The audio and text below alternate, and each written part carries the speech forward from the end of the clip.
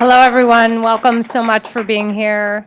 I'd like to introduce everyone to Robert, or bring on Robert F. Kennedy Jr. I'm sorry to keep everybody waiting. 16 months ago, in April of 2023, I launched my campaign for President of the United States. I began this journey as a Democrat, the party of my father, my uncle, the party which I pledged my own allegiance to long before I was old enough to vote. I attended my first Democratic convention at the age of 6 in 1960. And back then, the Democrats were the champions of the Constitution, of civil rights. The Democrats stood against authoritarianism, against censorship, against colonialism, imperialism, and unjust wars. We were the party of labor, of the working class. The Democrats were the party of government transparency and the champion of the environment. Our party was the bulwark against big money interests and corporate power. True to its name, it was the party of democracy. As you know, I left that party in October because it had departed so dramatically from the core values that I grew up with. It had become the party of war, censorship, corruption, big pharma, big tech, big ag, and big money. When it abandoned democracy by canceling the primary to conceal the cognitive decline of the sitting president, I left the party to run as an independent. The mainstream of American politics and journalism derided my decision. Conventional wisdom said that it would be impossible even to get on the ballot as an independent because each state poses an insurmountable tangle of arbitrary rules for collecting signatures. I would need over 1 million signatures, something no presidential candidate in history had ever achieved. And then I'd need a team of attorneys and millions of dollars to handle all the legal challenges from the DNC. The naysayers told us that we were climbing a glass version of Mount Impossible. So the first thing I want to tell you is that we proved them wrong. We did it because beneath the radar of mainstream media organs, we inspired a massive independent political movement. More than 100,000 volunteers sprang into action, hopeful that they could reverse our nation's decline. Many worked 10-hour days, sometimes in blizzards and blazing heat. They sacrificed family time, personal commitments, and sleep month after month, energized by a shared vision of a nation healed of its divisions. They set up tables at churches and farmers markets.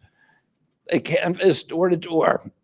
In Utah and in New Hampshire, volunteers collected signatures in snowstorms, convincing each supporter to stop in the frigid cold, to take off their gloves, and to sign legibly. During a heat wave in Nevada, I met a tall, athletic volunteer who cheerfully told me that he had lost 25 pounds collecting signatures in 117-degree heat. To finance this effort, young Americans donated their lunch money, and senior citizens gave up part of their Social Security checks. Our 50-state organization collected those millions of signatures and more. No presidential campaign in American political history has ever done that. And so I want to thank all of those dedicated volunteers and congratulate the campaign staff who coordinated this enormous logistical feat. Your accomplishments were regarded as impossible. You carried me up that glass mountain. You pulled off a miracle. You achieved what all the pundits said could never be done. You have my deepest gratitude, and I'm never going to forget that, not just for what you did for my campaign, but for the sacrifices you made because you love our country. You showed everyone that democracy is still possible here. It continues to survive in the press and in the idealistic human energies that still thrive beneath a canvas of neglect and of official and institutional corruption. Today, I'm here to tell you that I will not allow your efforts to go to waste. I'm here to tell you that I will leverage your tremendous accomplishments to serve the ideals that we share, the ideals of peace, of prosperity, of freedom, of health, all the ideals that motivated my campaign. I'm here today to describe the path forward that you have opened with your commitment and with your hard labors. Now, in an honest system, I believe that I would have won the election. In a system the kind that my father and my uncles thrived in, a system with open debates, with fair primaries, with regularly scheduled debates, with fair primaries, and with a truly independent media untainted by government propaganda and censorship. In a system of nonpartisan courts and election boards, everything would be different. After all, the polls consistently showed me beating each of the other candidates, both in favorability and also in head to head matchups. But I'm sorry to say that while democracy may still be alive at the grassroots, it has become little more than a slogan for our political institutions, for our media, and for our government, and most sadly at all for me, the Democratic Party. In the name of saving democracy, the Democratic Party set itself to dismantling it, lacking confidence in its candidate, that its candidate could win in a fair election at the voting booth. The DNC waged continual legal warfare against both President Trump and myself. Each time that our volunteers turned in those towering boxes of signatures needed to get on the ballot, the DNC dragged us into court, state after state, attempting to erase their work and to subvert the will of the voters who had signed those petitions. It deployed DNC aligned judges to throw me and other candidates off the ballot and to throw President Trump in jail. It ran a sham primary that was rigged to prevent any serious challenge to President Biden. Then, when a predictably bungled debate performance precipitated the palace coup against President Biden, the same shadowy DNC operatives appointed his successor, also without an election. They installed a candidate who was so unpopular with voters that she dropped out in 2020 without winning a single delegate. My uncle and my father both relished debate. They prided themselves on their capacity to go toe to toe with any opponent in the battle over ideas. They would be astonished to learn of a Democratic Party presidential nominee who, like Vice President Harris, has not appeared in a single interview or an unscripted encounter with voters for 35 days. This is profoundly undemocratic. How are people to choose when they don't know whom they are choosing? And how can this look to the rest of the world? My father and my uncle were always conscious of America's image abroad because of our nation's role as the template for democracy, the role model for democratic processes, and the leader of the free world. Instead of showing us her substance and character, the DNC and its media organs engineered a surge of popularity for Vice President Harris based upon, well, nothing. No policies, no interviews, no debates, only smoke and mirrors and balloons in a highly produced Chicago circus. There in Chicago, a string of Democratic speakers mentioned Donald Trump 147 times just on the first day. Oh, who needs a policy when you have Trump to hate? In contrast, at the RNC convention, President Biden was mentioned only twice in 4 days. I do interviews every day. Many of you have interviewed me, Anybody who asks gets to interview me. Some days I do as many as 10. President Trump, who actually was nominated and won an election, also does interviews daily. How did the Democratic Party choose a candidate that has never done an interview or debate during the entire election cycle? We know the answers. They did it by weaponizing the government agencies. They did it by abandoning democracy. They did it by suing the opposition and by disenfranchising American voters. What most alarms me isn't how the Democratic Party conducts its internal affairs or runs its candidates. What alarms me is the resort to censorship and media control and the weaponization of the federal agencies. When a US president colludes with or outright coerces media companies to censor political speech, it's an attack on our most sacred right of free expression. And that's the very right upon which all of our other constitutional rights rest. President Biden mocked Vladimir Putin's 88% landslide in the Russian elections, observing that Putin and his party controlled the Russian press and that Putin prevented serious opponents from appearing on the ballot. But here in America, the DNC also prevented opponents from appearing on the ballot. And our television networks expose themselves as Democratic Party organs. Over the course of more than a year in a campaign where my poll numbers reached at times in the high 20s, the DNC allied mainstream media networks maintain a near perfect embargo on interviews with me. During his 10-month presidential campaign in 1992, Ross Perot gave 34 interviews on mainstream networks. In contrast, during the 16 months since I declared, ABC, NBC, CBS, MSNBC, and CNN combined gave only 2 live interviews from me. Those networks instead ran a continuous deluge of hit pieces with inaccurate, often vile, pejoratives and defamatory smears. Some of those same networks and colluded with the DNC to keep me off the debate stage.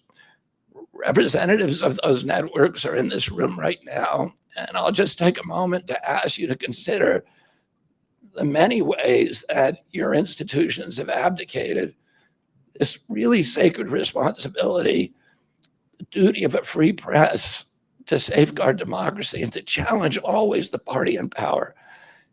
Instead of maintaining that posture of fierce skepticism toward authority, your institutions have made themselves government mouthpieces and stenographers for the organs of power.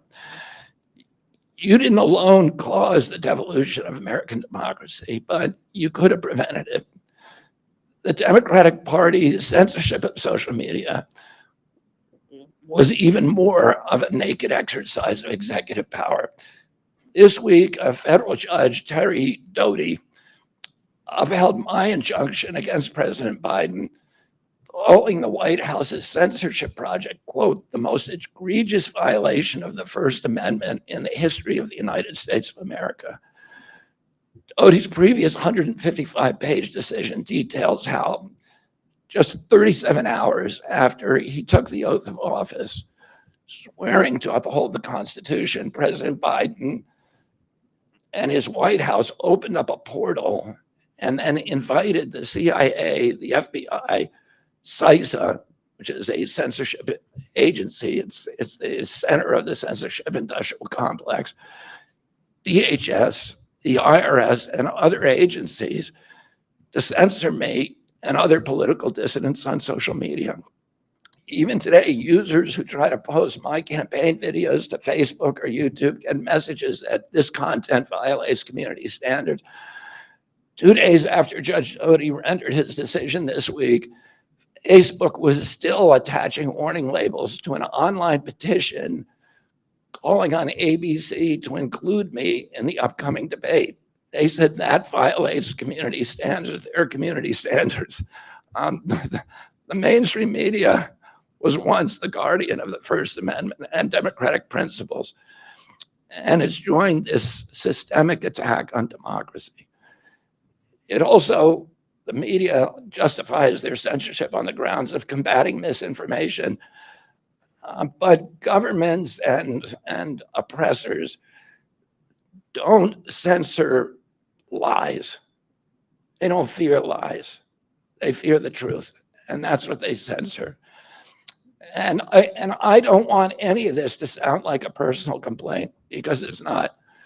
I For me, uh, it's all part of a journey, and it's a journey that I signed up with.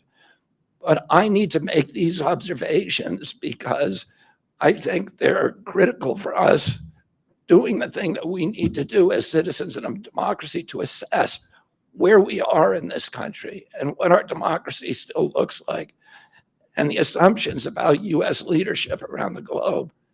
And are we living up? Are we really still a role model for democracy in this country? Or have we made it, a kind of a joke? And here's the good news. While mainstream outlets denied me a critical platform, they didn't shut down my ideas, which have especially flourished among young voters and independent voters, thanks to the alternative media. Many months ago, I promised the American people that I would withdraw from the race if I became a spoiler. A spoiler is someone who will alter the outcome of the election but has no chance of winning.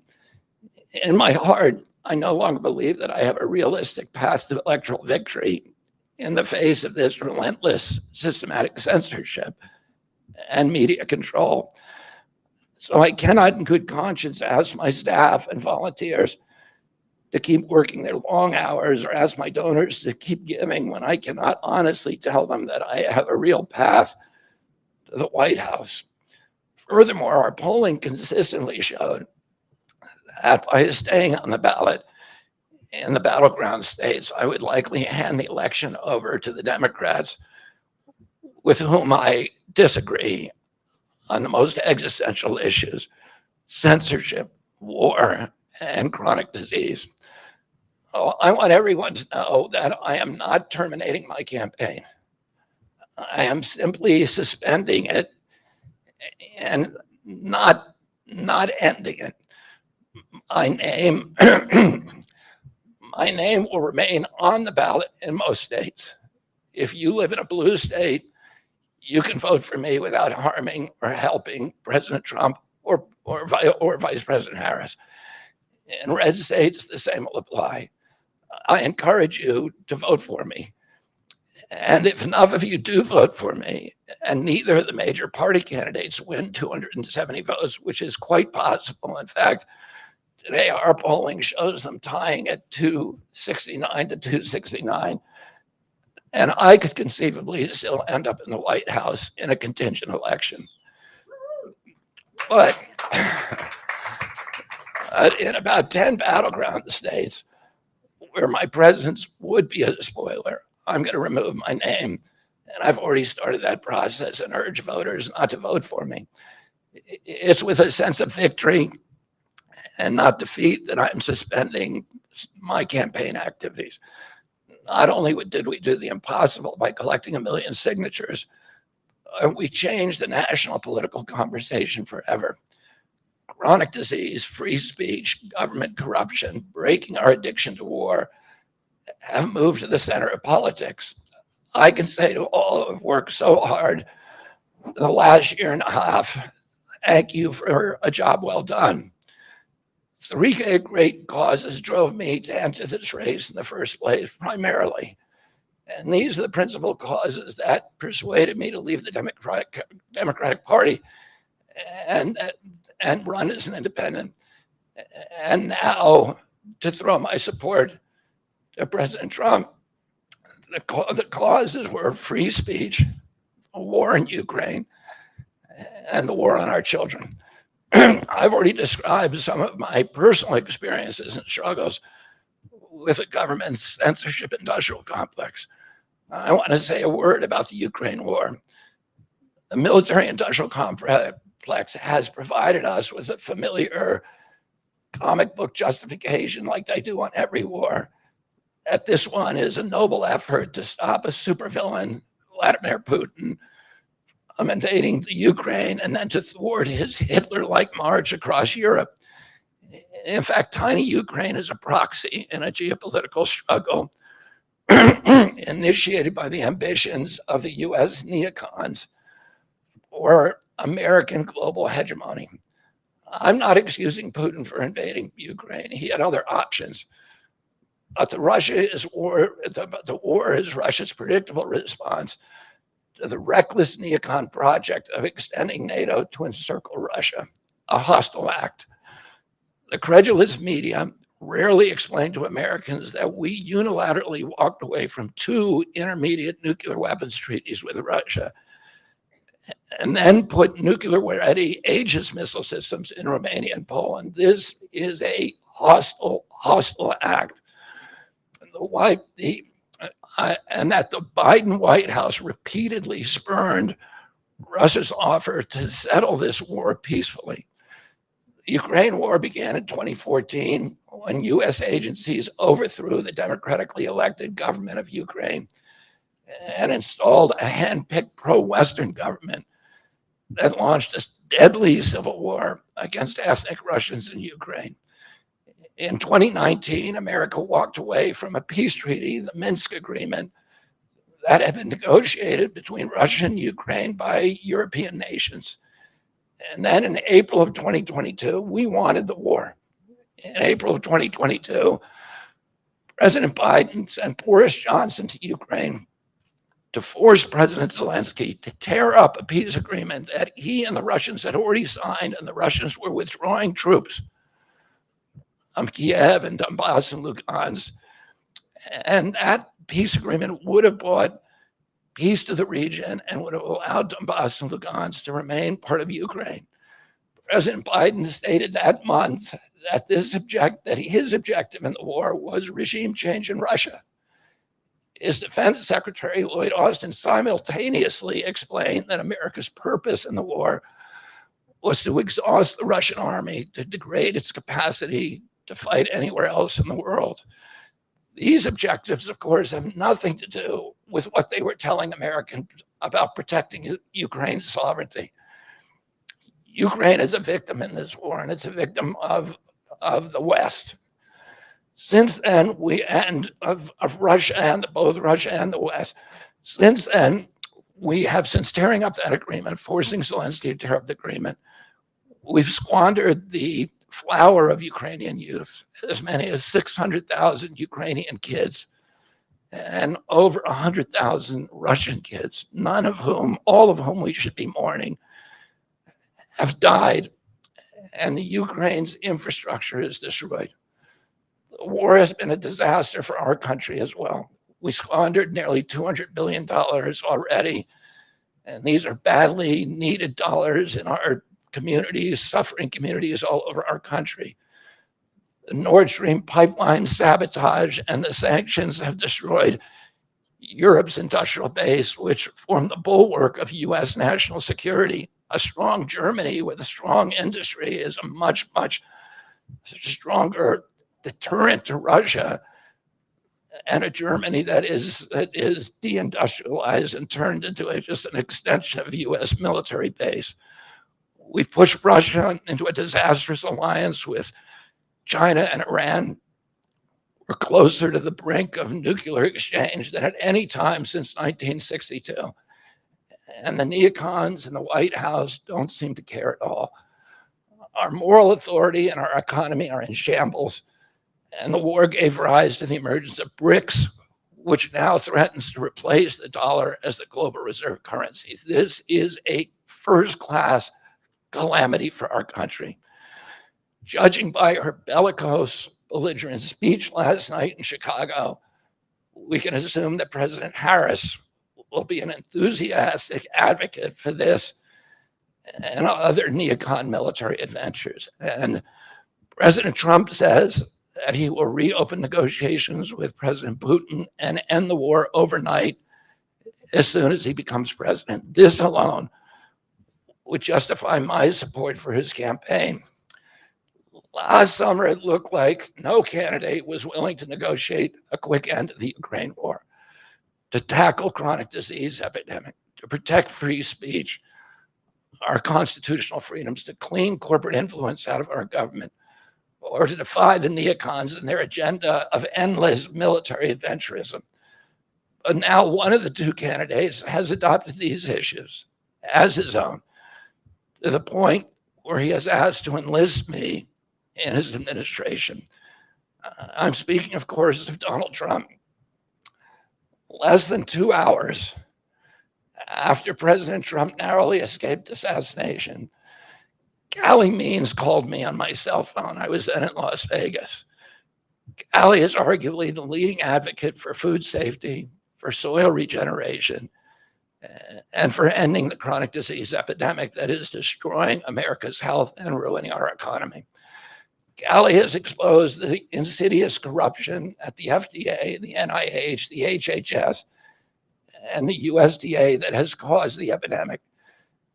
Callie had been working on and off for my campaign, advising me on those subjects since the beginning. And those subjects have been my primary focus for the last 20 years. I was delighted when Callie told me that day that he had also been advising President Trump. He told me President Trump was anxious to talk to me about chronic disease and other subjects and to explore avenues of cooperation. He asked if I would take a call from the president. President Trump telephoned me a few minutes later, and I met with him the following day. A few weeks later, I met again with President Trump and his family members and closest advisors in Florida. In a series of long, intense discussions, I was surprised to discover that we are aligned on many key issues. In those meetings, he suggested that we join forces as a unity party. We talked about Abraham Lincoln's team of rivals. That arrangement would allow us to disagree publicly and privately and fiercely, if need be, on issues over which we differ, while working together on the existential issues upon which we are in concordance. I was a ferocious critic of many of the policies during his first administration, and there are still issues and approaches upon which we continue to have very serious differences. But we are aligned with each other on other key issues like ending the forever wars, ending the childhood disease epidemics, securing the border, protecting freedom of speech, unraveling the corporate capture of our regulatory agencies, getting the US intelligence agencies out of the business of propagandizing and censoring and surveilling Americans and interfering with our elections. Following my first discussion with President Trump, I tried unsuccessfully to open similar discussions with Vice President Harris. Vice President Harris declined to meet or even to speak with me. Suspending my candidacy is a heart-rending decision for me, but I'm convinced that it's the best hope for ending the Ukraine war and ending the chronic disease epidemic that is eroding our nation's vitality from the inside, and for finally protecting free speech. I feel a moral obligation to use this opportunity to save millions of American children above all things. In case some of you don't realize how dire the condition is of our children's health and chronic disease in general, I would urge you to view Dr. Carlson's recent interview with Callie Means and his sister, Dr. Casey Means, who is the top graduate of her class at Stanford Medical School. This is an issue that affects all of us far more directly and urgently than any culture war issue and all the other issues that we obsess on and that are tearing apart our country. This is the most important issue. Therefore, it has the potential to bring us together. So let me share a little bit about why I believe it's so urgent. Today, 2/3, we spend more on healthcare than any country on earth, twice what they pay in Europe. And yet we have the worst health outcomes of any nation in the world. We're about 79th in health outcomes behind Costa Rica and Nicaragua and Mongolia and other countries. Nobody has a chronic disease burden like we have. And during the COVID epidemic, we had the highest body count of any country in the world. We had 16% of the COVID deaths, and we only have 4.2% of the world's population. And CDC says that's because we are the sickest people on earth. We have the highest chronic disease rate on earth. And the average American who died from COVID had 3.8 chronic diseases. So these were people who had immune system collapse, who had mitochondrial dysfunction.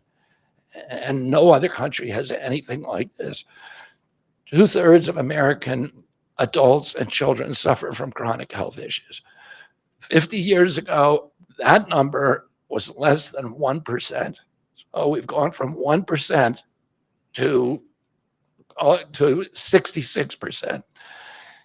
In America, 74% of Americans are now overweight or obese, and 50% of our children. 120 years ago, when somebody was obese, they were sent to the circus. There were case reports done about them. Obesity was almost unknown.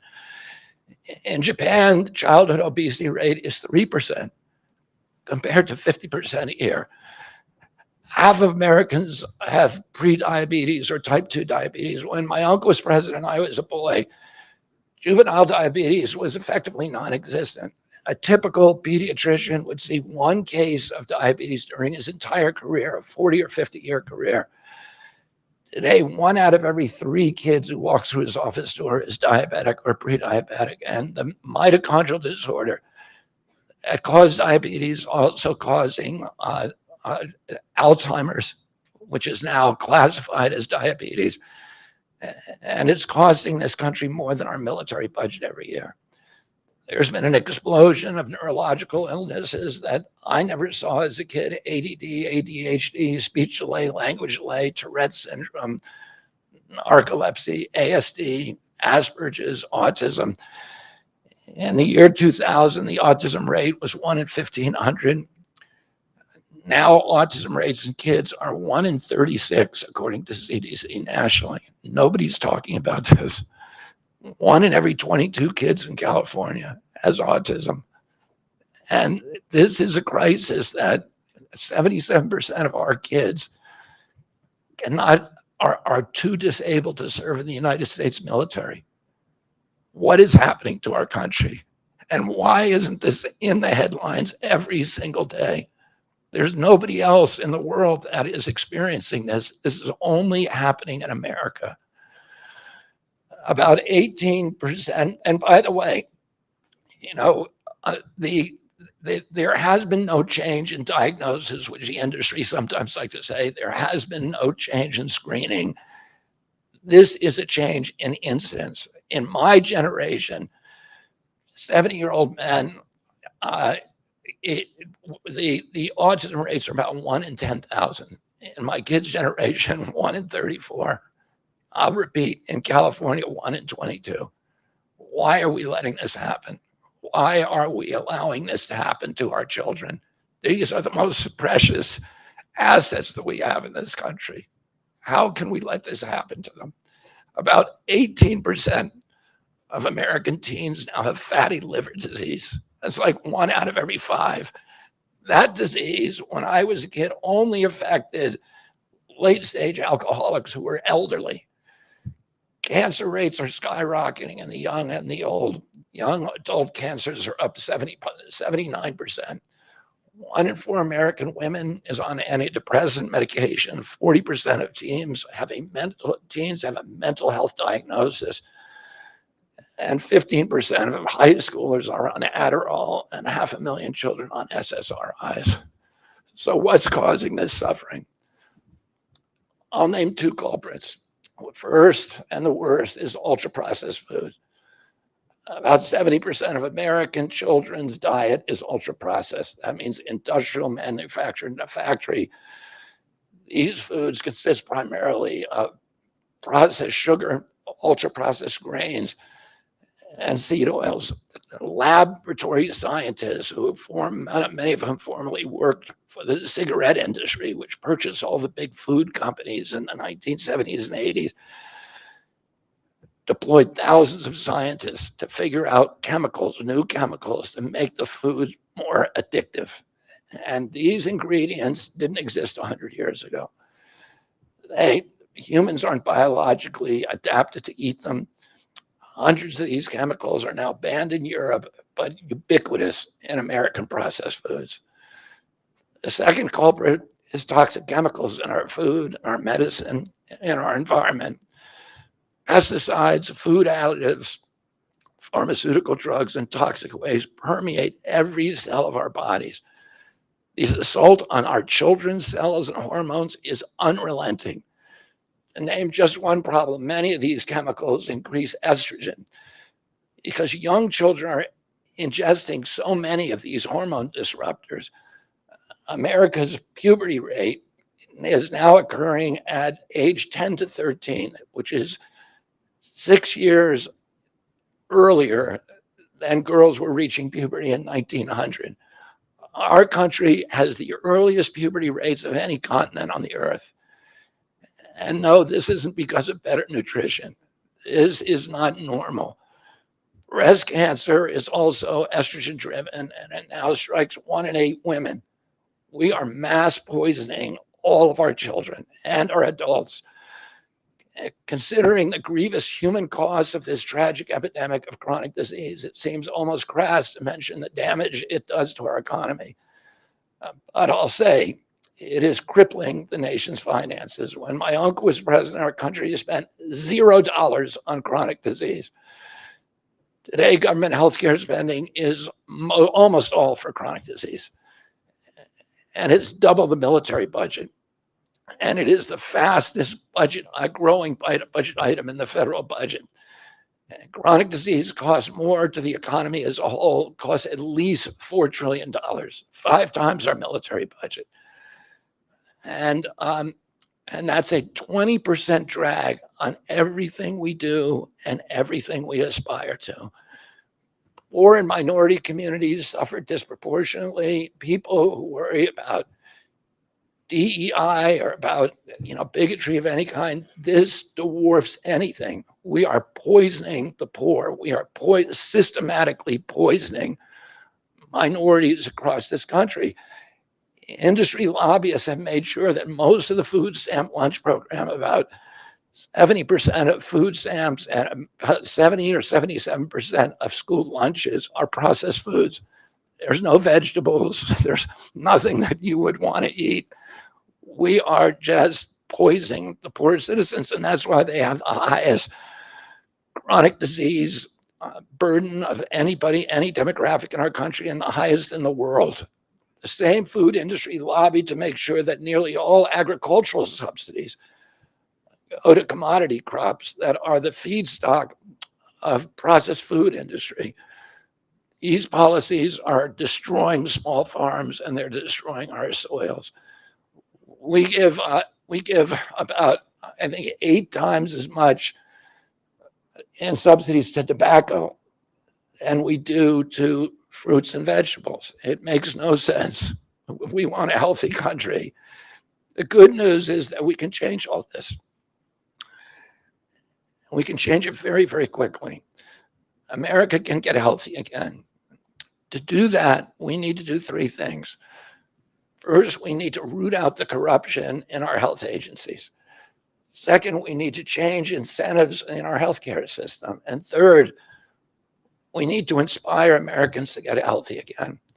80% of NIH grants go to people who have conflicts of interest. These are the people, virtually everybody who sits, Joe Biden just appointed a new panel to NIH to decide the food recommendations. And they're all people who are from the industry. They're all people who are from the processed food companies. They're deciding what Americans, here is healthy. And the recommendations on the food pyramid and what goes to our school lunch programs, what go to the program, the Swiss program, the food stamp programs, they're all corrupted and conflicted individuals. These agencies, the FDA, USDA, and CDC, all of them are controlled by giant for-profit corporations. 75% of the FDA's funding doesn't come from taxpayer, it comes from pharma.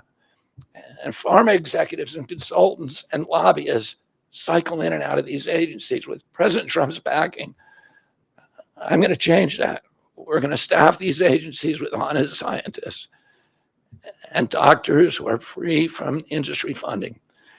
We're going to make sure the decisions of consumers, doctors, and patients are informed by unbiased science.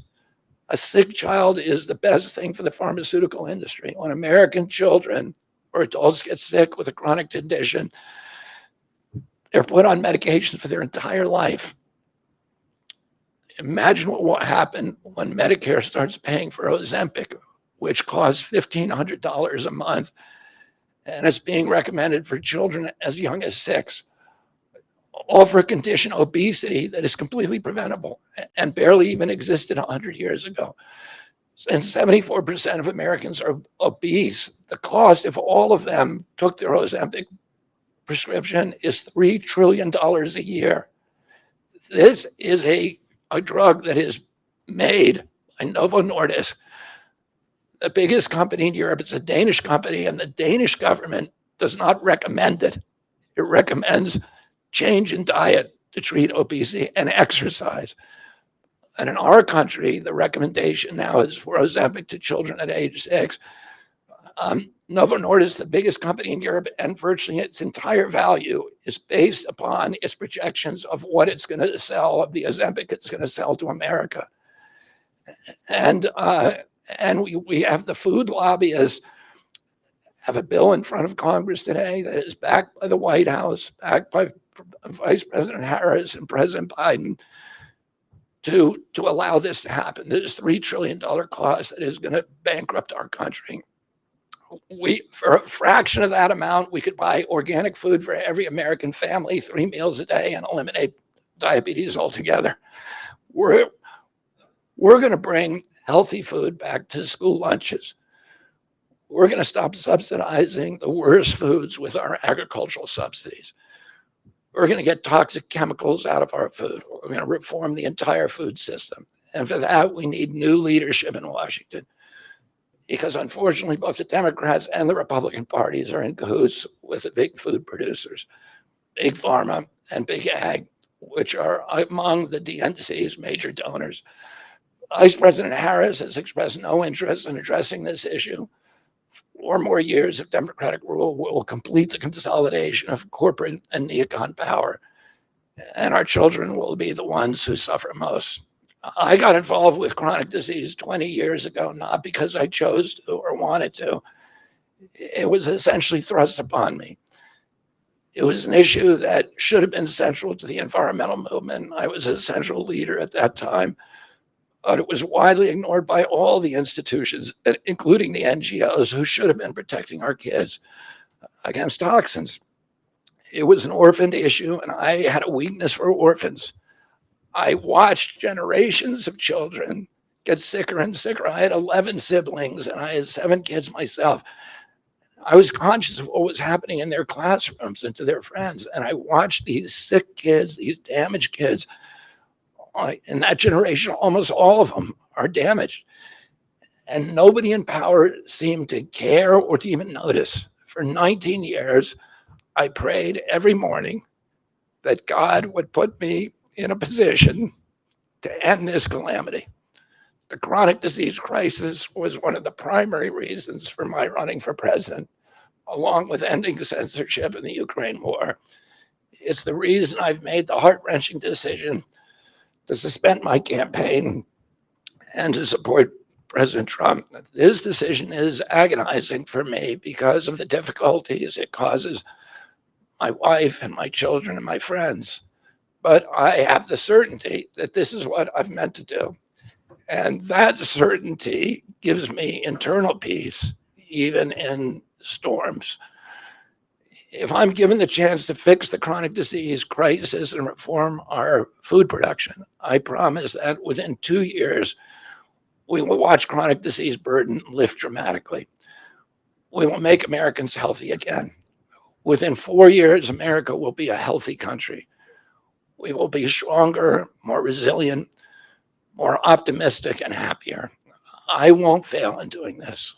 Ultimately, the future, however it happens, is in God's hands and in the hands of the American voters and those of President Trump. If President Trump is elected and honors his word, the vast burden of chronic disease that now demoralizes and bankrupts the country will disappear. This is a spiritual journey for me. I reached my decision through deep prayer, through hard nosed logic, and I asked myself, what choices must I make to maximize my chances to save America's children and restore national health? I felt that if I refused this opportunity, I would not be able to look myself in the mirror, knowing that I could have saved lives of countless children and reversed this country's chronic disease epidemic. I'm 70 years old. I may have a decade to be effective. I can't imagine that President Harris would allow me or anyone to solve these dire problems. After 8 years of President Harris, any opportunity for me to fix the problem will be out of my reach forever. President Trump has told me that he wants this to be his legacy. I'm choosing to believe that this time he will follow through. His son, his biggest donors, his closest friends, and all support this objective. My joining the Trump campaign will be a difficult sacrifice for my wife and children, but worthwhile if there's even a small chance of saving these kids. Ultimately, the only thing that will save our country and our children is if we choose to love our kids more than we hate each other. That's why I launched my campaign to unify America. My dad and uncle made such an enduring mark on the character of our nation, not so much because of any particular policies that they promoted, but because they were able to inspire profound love for our country and to fortify our sense of ourselves as a national community held together by ideals. They were able to put their love into the intentions and hearts of ordinary Americans and to unify a national populist movement of Americans, blacks and whites, Hispanics, urban and rural Americans. They inspired affection and love and high hopes and a culture of kindness that continue to radiate among Americans from their memory. That's the spirit on which I ran my campaign and that I intend to bring into the campaign of President Trump. Instead of vitriol and polarization, I will appeal to the values that unite us, the goals that we could achieve if only we weren't at each other's throats. The most unifying theme for all Americans is that we all love our children. If we all unite around that issue now, we can finally give them the protection, the health, and the future that they deserve. Thank you all very much.